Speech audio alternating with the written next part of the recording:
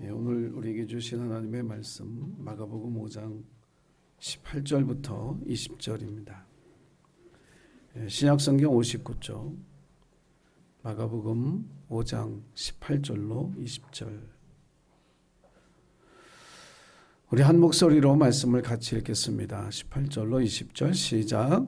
예수께서 배에 오르실 때에 귀신 들렸던 사람이 함께 있기를 간구하였으나 허락하지 아니하시고 그에게 이르시되 집으로 돌아가 주께서 내게 어떻게 큰 일을 행하사 너를 불쌍히 여기신 것을 내 가족에게 알리라 하시니 그가 가서 예수께서 자기에게 어떻게 큰 일 행하셨는지를 데가볼리에 전파하니 모든 사람이 놀랍게 여기더라. 아멘. 데가볼리를 향하여 라고 하는 제목으로 11월 마지막 주일 예배 설교를 하나님의 은혜 가운데 함께 나누고자 합니다.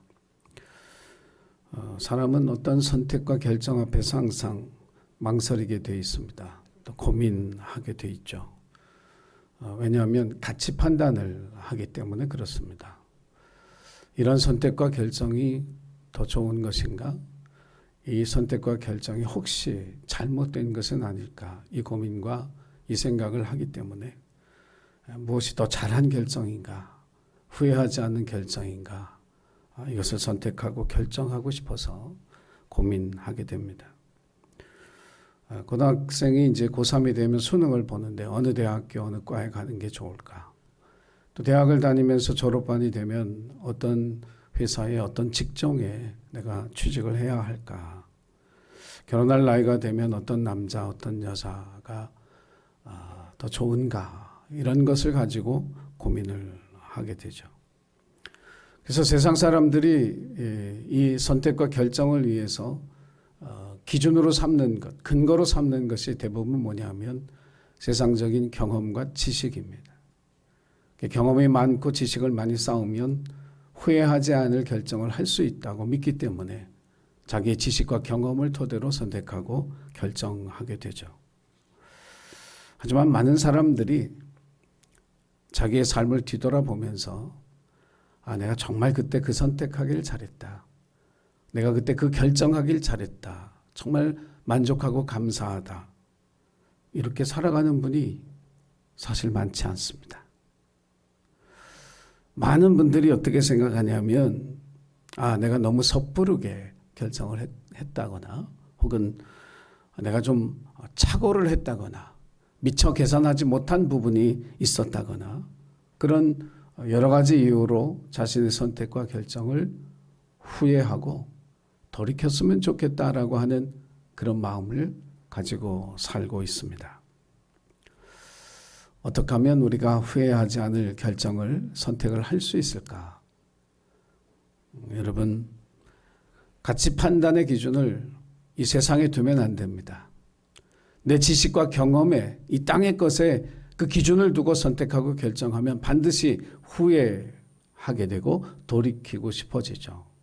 그렇다면 우리는 어떻게 선택하고 결정해야 하느냐? 하늘의 기준, 다시 말하면 하나님을 아는 지식과 은혜의 경험을 토대로 여러분 우리가 선택하고 결정할 때 후회하지 아니하는 선택을 할 수 있게 되어질 줄로 믿습니다. 우리 자신이 내 인생의 인도자라고 하는 이 내 인생이 내 것이라고 하는 소유권을 주장하지 말고 하나님이 나의 인도자가 되시고 하나님 내 인생의 주인 되신다는 믿음의 고백으로 그 권리를 하나님 앞에 드려야 우리의 선택과 결정이 후회하지 아니한 아름다운 선택, 결정이 되어질 줄로 믿습니다. 오늘 본문의 이야기는 우리가 잘 아는 대로 거라사 지방에 한 귀신 들려 살아가던 한 남자의 이야기입니다. 아무도 살지 않는 곳 무덤 사이에 살면서 벌거벗고 다니면서 돌로 자기 몸을 치면서 소리 지르며 살아가는 사람들이 하도 난동을 부려서 쇠사슬로 묶어놓으면 힘이 얼마나 좋은지 그 쇠사슬을 끊어버리고 날뛸 만큼 그렇게 힘이 좋은 귀신에 들려 살아가는 사람, 아무도 가까이 하고 싶어 하지 않는 그런 사람이 이 지역에 있었습니다. 생각해보면 처음부터 버림받은 사람은 아니죠. 누군가의 아들이었고 누군가의 형제였고 누군가의 이웃이었고 누군가의 직장 동료였을 것입니다. 하지만 그 모든 관계가 다 끊어져서 지금은 홀로 외로이 무덤 사이에 살면서 고독하게 비참한 삶을 살고 있었습니다. 그냥 그대로 살다 죽어도 아무렇지도 않은, 아무도 관심 갖지 않은 그런 사람을 예수님이 찾아가셨습니다. 저는 이 마가복음 이 이야기를 읽을 때마다 마가복음 4장과 연결해서 읽으면서 은혜를 받습니다.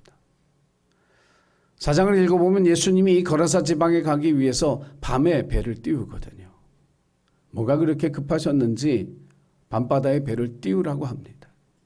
갈릴리 바다의 특징이 뭐냐면 이 한밤중에 돌풍이 불어와서 이 밤에 배를 띄우는 게 굉장히 위험한 바다, 호수, 이것이 갈릴리입니다. 그럼에도 불구하고 예수님이 뭔가 그렇게 급했는지 그 밤에 배를 띄우게 하시고 그 배에 타시고 호수를 건너다가 정말 제자들이 배가 뒤집힐 것 같은 그런 위험을 겪으면서 그 다음날 밤새도록 노를 저어 거라사 지방에 도착합니다. 그리고 이 사람을 만나신 거예요. 예수님이 이런 모습을 통해서 우리에게 주시는 메시지가 있습니다. 우리가 인생을 살아가면서 우선순위를 다 정하고 살아가는데 예수님의 우선순위가 어디에 있는지를 우리에게 보여주신 이야기죠. 아무도 돌아보지 아니하는, 아무도 가까이 하지 않는 그 한 영혼을 찾아가기 위해 예수님은 밤바다에 배를 띄우고 위험을 무릅쓰고 그 사람을 만나러 가셨습니다. 오늘 우리에게 있는 많은 우선순위 가운데 우리도 그런 마음이 회복돼서 한 영혼에 대한 관심, 한 영혼을 찾아가는 발걸음, 한 영혼을 위해 기도하는 마음, 이런 것들이 회복되어지기를 주의 이름으로 간절히 부탁을 드립니다. 예수님은 이 세상에 오셔서 우리가 잃어버린 하나님의 형상을 다시 되찾게 해주시기 위해서 이 땅에 오셨습니다. 우리 모두가 하나님의 형상을 잃어버리고 하나님의 형상대로 살아가지 못하는 것이 너무 안타까워서 이 땅에 오셔서 우리를 치유하고 회복하고 그리고 하나님의 말씀 안에서 살아가도록 이끌어 주시면서 하나님의 형상을 회복한 채로 살아가는 하나님의 자녀로 살게 하기 위해서 이 땅에 오셨습니다. 마귀 자식으로 살아서는 안 될 영혼들에게 진짜 하늘 아버지를 찾아주시기 위해서 이 땅에 오셨죠. 그것이 전도입니다. 우리가 누군가에게 복음을 전하고 예수를 전하는 이유가 뭡니까? 자기 욕심에 이끌려 살아가는 줄 알지만 사실 마귀에게 묶여 살아가는 그 영혼이 진짜 하늘 아버지, 진짜 자기의 아버지를 찾을 수 있도록 도와주는 것, 이것이 전도인 줄로 믿습니다. 이 사람이 예수님을 만나고 귀신이 나가고 제정신을 차렸습니다. 우리가 읽지 않았지만 이 5장 15절 말씀에 보면 예수께 이르러 그 귀신 들린 자 곧 군대 귀신 집혔던 자가 옷을 입고 정신이 온전하여 앉은 것을 보고 두려워하더라. 사람들이 그 사람이 옷을 입고 정신 차리고 앉아 있는 것을 보고 두려워했다라고 성경은 기록했습니다. 벌거벗고 다니면서도 부끄러운 줄 몰랐던 이 사람이 옷을 입고 예수님 곁에 있었습니다. 수치와 부끄러움을 아는 사람이 된 거죠. 예수 그리스도를 만나면 우리의 선한 양심이 살아납니다. 무엇이 부끄러운 일인지를 알게 됩니다. 무엇이 수치스러운 일인지 알게 됩니다. 자신을 돌아보게 되는 은혜가 예수 그리스도를 만남으로써 우리의 삶 속에 일어나기를 간절히 소원합니다. 이 세상에 얼마나 수치를 모르고 부끄러움을 모르고 살아가는 사람들이 많은 대한민국 세상 사회를 우리가 우리의 눈으로 보고 우리의 삶으로 경험하고 있어요. 뻔뻔한 사람일수록 예수 만나야 합니다. 할렐루야. 양심이 다 죽어버린 이런 사람들 예수 만나야 합니다. 그 사람들이 우리의 전도의 대상자예요. 뻔뻔하고 양심 없는 사람들 관심 없다고 이게 할 게 아니라 그 사람들 진짜 하늘 아버지 만나서 자기를 돌아보고 부끄러움과 수치를 아는 사람으로 하나님의 형상을 회복하며 살아갈 수 있도록 돕는 것, 저와 여러분에게 주신 사명인 줄로 믿습니다. 그래서 이 사람이 제정신이 들고 이제 예수님이 떠나가시는데 오늘 우리가 읽은 말씀에 보니까 요청을 합니다. 나도 주님 따라가고 싶습니다. 그러니까 배에 함께 올라타서 나도 주님 따라가고 싶습니다. 내가 이제 정신을 차리고 제대로 된 인생을 살게 되고 두 번째 삶의 기회를 주신 그 은혜가 감사해서 내가 예수님 따라가고 싶습니다. 얘기했더니 예수님이 거절하셨습니다. 그리하지 말고 허락하지 아니하시고, 그리고 그에게 뭐라고 얘기하셨느냐면 집으로 돌아가라. 그리고 하나님께서 내게 어떻게 큰 일을 행하셨는지를 내 가족에게 알려라. 너는 나 따라다니지 말고 내 가족에게 돌아가서 너에게 일어난 그 일을 가족에게 알리는 그 일을 해라. 거절을 당하면요, 사람 마음이 다 똑같습니다. 거절당했을 때 창피하기도 하고요, 화가 나기도 합니다. 왜 다른 사람들에게는 허락하면서 왜 나는 허락하지 않는 걸까? 나를 왜 무시하는 걸까? 내가 귀신 들렸던 사람이라 같이 다니기 부끄러워서 예수님이 오지 말라고 하신 건가? 그러나 여러분, 세상에서의 거절은 무시당한 것일 수도 있고 기회를 빼앗긴 것일 수도 있지만, 신앙인들에게 있어서의 거절은 하나님 나라의 가치로 판단해 보면 거절은 나를 존중해 주는 것이고 새로운 기회와 길을 열어주시는 하나님의 은혜가 되는 줄로 믿으시기 바랍니다. 그래서 거절당했다고 화낼 필요 없어요. 거절당했다고 상심할 필요가 없어요. 세상에서의 가치관은 그것 때문에 상처받고 화나고 분노하고 욕이라도 해야 되겠지만 하나님 나라의 가치관은 아니에요. 당신이 나를 존중해 줘서 고맙다고, 당신이 내게 새 기회를 주고 새 길을 열어줘서 고맙다고, 이렇게 얘기할 수 있는 담대한 그리스도인으로 살아가시기를 주의 이름으로 축복합니다. 지금은 돌아가셨지만 하용조 목사님이 한 사람을 찾습니다라고 하는 책 속에서 영국에서 유학을 마치고 돌아온 젊은 목회자가 자기를 찾아와서 인사했던 이야기를 기록하고 있습니다. 평소에 하용조 목사님이 그 젊은 목사님을 잘 봤어요. 그 성실함이나 또 받은 은사나. 그래서 인사하러 왔을 때 제안을 합니다. 오늘이 교회에서 나하고 같이 사역하자고. 저한테 그렇게 얘기하셨으면 교파가 달라도 제가 갔을 거예요, 아마. 하 목사님 같은 분하고 동역해보고 싶잖아요. 그런데 이 젊은 영국에서 갓 돌아온 이 젊은 목사님이 목사님, 저는 갈 곳이 있습니다.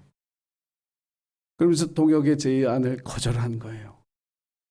목사님 좀 당황하셨죠. 열이면 열, 다 같이 하자고 할 텐데 거절을 당했으니까. 그러면서 하는 말이, 제가 신학생 때 강원도 저 산골 가서 봉사활동을 했는데 그 마을에 가보니까 교회도 없고 목사님도 없고, 그래서 그때 기도하기를, 하나님, 나 이곳에 이분들의 목사가 되고 싶습니다. 그래서 저는 그곳에 개척하러 갑니다. 그래서 거절을 당했다는 거예요. 그러면서 그 책에 기록하기를, 하 목사님이 자기 인생에 가장 행복한 거절을 당했다고, 가장 행복한 거절을 당했다고 그렇게 기록했습니다. 예수님이 귀신 들렸다 제정신을 찾은 이 사람에게도 나랑 같이 다니지 말고 내 가족에게 가서 내게 일어난 일을 행하라, 이건 냉정한 거절이 아니에요. 자신을 따라다니는 제자들만큼이나 소중한 그에게 전도의 사명을 주신 거거든요. 전도 아무나 합니까? 여러분, 전도 아무나 해요? 은혜 받은 사람이 하고요, 성령 받은 사람이 하고요, 담대한 용기가 있는 사람이 합니다. 하나님 사랑하는 사람이 합니다. 한 영혼을 사랑하고 아끼는 사람이 할 수 있는 거예요. 아무나 할 수 있는 게 아니에요. 그런데 예수님은 귀신 들렸다 제정신을 차린 이 사람을 귀히 여기고 존중하여 복음을 전하는 사람이 되거라. 예수님을 따르는 제자의 사명은 아니지만 내게 일어난 그 일을 전하는 복된 사명을 주신 줄로 믿습니다. 그러므로 여러분, 세상에서의 거절은 우리에게 상처가 되어지지만 하나님 나라, 특별히 교회 안에서의 거절은 나에 대한 존중이고 새로운 기회라고 하는 이런 믿음을 가지고 하늘나라의 가치관으로 판단하고 선택하고 결정하며 살아가는 하나님의 사람들이 되시기를 주의 이름으로 간절히 부탁을 드립니다. 오늘 말씀 속에서 제가 여러분에게 던지는 질문 하나는 이겁니다. 나에게 행하신 하나님의 일이 있는가? 여러분에게 하나님이 행하신 일이 있는가? 라고 하는 질문을 던집니다. 예수님이 이 사람을 가족에게 보내시면서 하신 말씀이 하나님이 너를 위해 행하신 그 일을 알리라, 이렇게 이야기하고 있습니다. 전도라고 하는 게 뭐냐? 사형리라고 하는 교리적인 걸 잘 정리해서 전하는 게 그게 전도냐? 여러분, 그럴 수도 있죠. 그러나 전도는 하나님이 나에게 행하신 그 일을 전할 때 가장 힘있고 가장 강력합니다. 강력한 메시지를 줄 수 있어요. 그게 하나님 나에게 행하신 일이 있어야 되거든요. 오늘 제가 이렇게 설교를 하지만 여러분 모두가 이 설교에 다 은혜 받기를 원하지만 어쩌면 이 설교가 어떤 한 사람에게 하나님이 힘과 용기를 주시기 위해서 이 설교를 준비하신지도 몰라요. 그만큼 은혜를 사모하는 어떤 사람에게는 이 설교가 은혜가 되고 도전이 되고 삶의 전환점이 되어질 수도 있는 거예요. 제가 왜 이런 말씀을 드리느냐 하면 하나님은 모든 사람들에게 은혜를 주시지만 오늘도 분명히 은혜를 주시지만 그 은혜를 받고 놓치지 않고 살아가는 사람은 많지 않기 때문에 그렇습니다. 우리 믿음의 선배들은 우리보다 훨씬 못 배웠습니다. 훨씬 못 가졌습니다. 어렵고 힘들게 살았어요. 그런데 그분들에게 우리가 배울 게 있다면 은혜를 받기 위해서 얼마나 열심히 살았는지 모릅니다.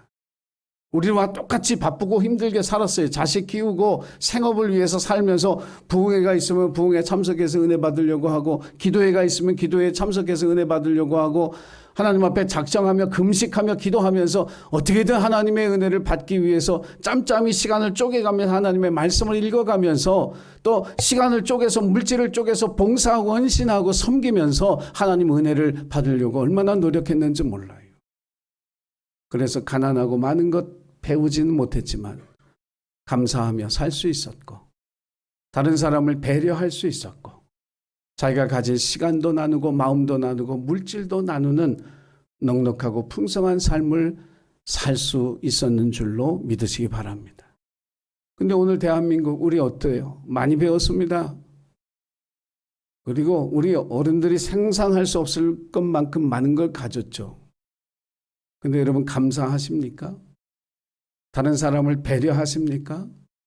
다른 사람을 용납하며 살아가고 있습니까?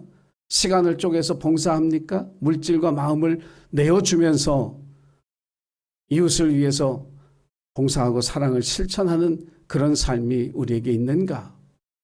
돌이켜보면 우리는 원망과 불평이 더 많고요. 더 가지지 못해서 안달이고요. 더 높아지지 못해서 원망하는 그런 마음으로 다른 사람을 정죄하고 비판하고 판단하며 살아가는 삶에 익숙해졌습니다. 왜 그럴까? 그리스도인에게 있어서 우리의 삶이 그렇게 팍팍해졌다면, 황폐해졌다면 하나님의 은혜를 받지 못하기 때문에 그렇습니다. 지난 한 달, 11월 한 달을 살았습니다. 하나님이 여러분을 위해서 행하신 일이 있습니까? 지난 1년 동안을 돌이켜 보십시오. 하나님이 올해 나에게 이런 일을 행하셨습니다라고 하는 믿음의 고백으로 하나님 행하신 일을 고백할 수 있는 그런 일들이 우리에게 있었느냐, 이런 이야기입니다. 기도했던 기도의 응답이 있었다거나 말씀을 통해서 깨달음을 얻고 정말 귀한 은혜를 내가 받았노라고 하나님이 내 삶에 변화를 주시고 내 인생을 바꿔주셨다라고 하는 그러한 고백들, 하나님이 나를 위해 행하신 그 일이 우리에게 있는가, 이걸 돌이켜 봐야 돼요. 문제는 뭐냐면 그럼에도 불구하고 하나님이 나를 위해 행하신 일이 없음에도 불구하고 이게 문제의식이 안 된다는 거예요. 그러면 그렇게 사는 거지 어떻게 하겠어. 이게 아무것도 아닌 것 같지만 하나님이 나를 위해 행하신 일이 없이 살아가는 삶은 굉장히 큰 위험을 앞에 두고 살아가는 것과 똑같습니다. 열매 없는 잎사귀만 무성한 무화과 나무처럼 되는 거죠. 참고 기다리다 뽑아버리라고 얘기할 수밖에 없는 거예요. 이것이 우리의 신앙의 상태가 되면 안 된다라고 하는 이야기입니다. 누가복음 5장에 보면 예수님이 베드로를 부르신 장면의 이야기가 나와요. 마태복음에서는 나를 따르라 이렇게 아주 간단하게, 그래서 베드로와 어부들이 예수님을 따랐다 이렇게 쓰고 있지만 누가복음에서는 좀 다릅니다. 고기를 잡고 있던 베드로 밤새 고기를 잡았는데 못 잡았어요. 새벽녘에 아마 아침녘에 그물을 정리하고 있는데 예수님이 오셔서 배를 좀 띄워달라고 부탁을 합니다. 피곤했지만 베드로가 무슨 생각에서인지 배를 못해서 띄워주고 예수님 그 배에 오르시고 해변가에 있는 사람들에게 말씀을 전하셨습니다. 그리고 나서는 그 피곤한 베드로에게 깊은 데로 가서 그물을 내려보자 말씀하십니다. 세상적인 지식과 경험을 가지면 말도 안 되는 이야기죠. 힘들어 죽겠는데 그물 정리하고 이제 집에 들어가서 한잠 자고 잘 먹고 다시 고기잡이 하러 나와야 되는데 지금 다시 깊은 데 가서 그물을 내려라. 이게 얼마나 피곤하고 힘든 일입니까? 그런데 그 말씀에 순종해서 그가 그물을 내렸을 때 누가복음 5장 6절에는 그렇게 기록했습니다. 그렇게 하니 고기를 잡은 것이 심히 많아 그물이 찢어졌다 이렇게 얘기했습니다. 그런데 이 이야기 전체 누가복음 5장 1절로 9절까지 예수님이 베드로와 만나는 이 이야기의 핵심은 뭐냐면 많은 물고기를 잡은 게 아니에요. 초점은 깊은 데로 가라는 거예요. 깊은 데로 가라. 전 이 말씀이 여러분에게 들려지기를, 주님의 음성으로 들려지기를 주의 이름으로 축원합니다. 얕은 곳에서 빈둥거리지 말라는 거예요. 그물 몇 번 던졌다고 거기 안 잡히더라고 포기하지 말라는 거예요. 우리가 은혜를 받는 삶에 있어서 깊은 데로 가야 한다는 거예요. 그 수고를 해야 된다는 거예요. 어렵고 힘들지만 포기하지 말고 그물을 다시 내려야 한다는 거예요. 은혜를 사모하는 간절한 마음으로 깊은 데로 갈 수 있는 발걸음이 돼야 한다라고 하는 이야기입니다. 왜 우리가 지난 1년 동안 하나님이 나를 위해 행하신 일이 없었을까? 이유는 간단합니다. 깊은 데로 가지 않아서. 얕은 해변이나 물가에서 슬슬 돌아다니고 놀면서 시간이나 때우고 교회 다니고 내가 예수를 몇 년을 믿었는데 성경을 몇 번 읽었는데 하루에 기도를 몇 시간을 했는데 그거 다 아무 소용없어요. 은혜를 간절히 사모하는 마음으로 깊은 곳으로 가는 그런 발걸음, 그런 노력이 우리에게 있어야 하는 줄로 믿습니다. 누가 전도자로 사는가? 신학을 배우고 논리를 세우고 대단한 이렇게 권위를 가지 이게 아니고 하나님이 나를 위해 행하신 그 일을 소유한 그 사람이 복음을 전하는 전도자로 살아갈 수 있게 되는 줄 믿습니다. 사랑하는 예신교회 가족 여러분, 얕은 물가에서 그물 던지면서 내 할 일 다 했다 생각하지 마시고 깊은 데로 가서 그물을 내려 넘치는 은혜를 건져 올리는 저와 여러분이 되기를 주의 이름으로 부탁을 드립니다. 마지막으로 대가볼리를 향하여 가라. 악은 주님의 말씀을 전합니다. 대가볼리를 향하여 가라. 자, 이 사람에게 예수님은 가족에게 가서 알리라 그랬는데 오늘 말씀을 보면 이 사람이 대가볼리라고 하는 곳으로 갔습니다. 이 대가볼리는 하나의 지명이 아니라 이 데카라고 하는 그리스어는 10열이라고 하는 뜻이고 폴리스라고 하는 건 도시죠. 그러니까 10개의 마을, 이것이 데카볼리입니다. 성경에는 모두 10개의 도시, 다메섹, 거기 쭉 나오는데요. 히포나, 우리가 들어본 건 가다라, 거라사, 빌라델피아, 이런 데가 이제 데가볼리입니다. 대부분 요단강 동쪽으로 북에서부터 남으로 이렇게 펼쳐져 있는 그러한 10개의 마을이 데가볼리예요. 이 데가볼리는 왜 특별한 지명이 됐느냐 하면 알렉산더 황제가 이 팔레스타인을 점령하고 쳐들어왔을 때 그때 건설된 도시들이 이 데가볼리에 속해 있습니다. 그래서 이 지역에는 유대 문화보다 헬라 문화가 훨씬 강한 거예요. 그러니까 유대인들은 문화에 대해서 폐쇄적이기 때문에 이 데가볼리 지역 자체는 헬라 문화와 유대 문화가 충돌하는 지역이라 유대인들은 가기를 꺼려하는 지역입니다. 지도를 한번 보겠습니다. 이게 잘 보일지는 모르지만 약간 파란색으로 보이세요? 네, 그 다메섹 제 꼭대기서부터 이렇게 쭉 오면서 스두고볼리 같은 경우는 왼쪽에 있지만 이렇게 도시들 파란 색깔로 되어져 있는 이 도시들이 데가볼리입니다. 그러니까 거라사 지방은 이 귀신 들렸던 사람이 있었던 지역이죠. 그러니까 데가볼리는 결국 이 북쪽 지역으로 올라가면서 내려오는 그 도시들의 복음을 전한 그러한 이야기가 되는 것이죠. 유대인을 기피하고 유대인들이 꺼려하는 이 지역에 가서 복음을 전한다. 믿음의 확신, 즉 하나님이 자기를 위하여 행하신 그 일에 대한 확신이 없으면 불가능한 일인 거죠. 예수님은 그에게 편안한 길을 제시했는데 그는 어려운 길을 갔습니다. 신학적으로 준비된 사람도 아니고 예수님을 따라다니면서 보고 배우고 듣고 그런 사람도 아니에요. 다만 한 가지, 하나님이 자기를 위해 행하신 그 일을 알았을 뿐입니다. 놀라운 사실은 오늘 본문 말씀을 보면 이 사람이 가서 자기에게 일어난 그 일을 전했을 때 사람들이 놀랐다라고 기록하고 있다는 것이죠. NIV 영어 성경으로 보면 And all the people were amazed. 그냥 깜짝 놀라는 게 아니라 뭔가 경외감을 느꼈다라고 하는 거예요. 여러분, 어려운 길을 택해서 자기에게 행하신 일을 전하러 갔을 때, 그리고 그것을 전했을 때 그것을 듣는 사람들 속에 하나님이 역사하신 줄로 믿습니다. 이것이 전도할 때 나타나는 하나님의 도우심인 거예요. 살아계신 하나님을 만난 경험, 이 간증이 얼마나 강력한 힘을 가지고 있는지를 우리에게 보여주는 거죠. 데가볼리는 성경에 다 털어서 3번 나옵니다. 그 중에 하나가 마가복음 7장 31절에 있습니다. 한번 같이 그 말씀 읽어보겠습니다. 자, 시작. 예수께서 다시 두로 지방에서 나와 시돈을 지나고 데가볼리 지방을 통과하여 갈릴리 호수에 이르시매.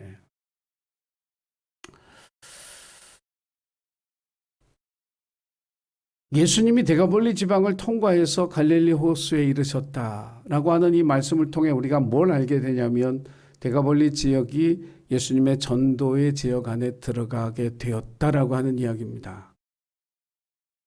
이름도 모르고 남은 생애가 어떻게 됐는지도 모르는 이 귀신 들렸다 제정신을 차린 이 사람, 데가볼리 지역에 예수의 오실 길을 예비하는 세례 요한으로 쓰임 받았던 것입니다. 우리 모두가 예수님이 다시 오실 것을 믿는 재림의 신앙을 가지고 있죠. 이 세상 가운데 요한처럼 살아가야 할 사명이 오늘날의 그리스도인들에게 있습니다. 대천덕 신부는 이런 설교를 했습니다. 다시 오실 예수 그리스도를 준비해야 할, 주님의 길을 준비해야 될 사람은 어떤 사람일까요? 어떤 사람들은 그 사람이 여기 있다, 그 사람이 저기 있다, 엘리야가 다시 올 것이다 이렇게 얘기하지만 우리는 이 질문에 대해서 이렇게 외쳐야 합니다. 아닙니다. 이 말씀은 엘리야나 어느 한 사람을 말하는 것이 아니라 우리 모두가 하나님의 일꾼으로서 주님의 길을 예비하는 사람이 되어야 한다는 말씀입니다. 세례 요한이 그랬던 것처럼 다시 오실 주님을 세계에 알리기 위해서, 그 길을 예비하기 위해서 하나님은 저와 여러분을 택하셨습니다. 사랑하는 예수님교회 가족 여러분, 이 거라사 지방에 귀신 들렸던 한 사람이 그 시대의 요한으로 메시아의 길을 예비하며 살았던 것처럼 저와 여러분은 이 시대의 요한처럼 다시 오실 주님의 길을 예비하는 복음 전도자로 살아가는 저와 여러분이 되기를 주님의 이름으로 부탁을 드립니다. 말씀을 정리합니다. 전도자는 하나님 나라의 가치관으로 판단하고 결정하고 선택하는 사람입니다. 전도자는 하나님이 자기에게 행하신 일을 전하는 사람입니다. 전도자는 데가볼리를 향하여 주의 길을 예비하기 위해 떠나는 요한과 같은 사람입니다. 이것을 기억하고 예수님교회 가족 모두가 전도자로서 살아갈 수 있는 주의 은혜가 임하기를 주의 이름으로 간절히 축원합니다. 기도하겠습니다. 사랑의 주님, 한 영혼을 만나 하나님 자녀로 살게 하시기 위해서, 하나님의 형상을 회복하게 하시기 위해서, 하나님 나라의 일꾼으로 살아가기 위해서 이 땅을 찾아오신 그 주님을 우리도 만나게 하여 주옵소서.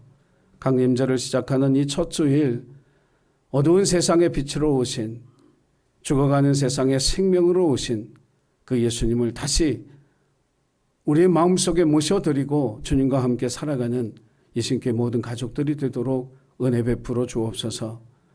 세례 요한처럼 우리도 다시 오실 그 주님을 많은 사람들에게 전하고 알리는 복된 삶을 살아갈 수 있도록 우리 예신 가족들을 축복하시고 하나님 나라를 위해 사용하여 주옵소서. 감사드리며 예수님의 이름으로 기도하옵나이다. 아멘.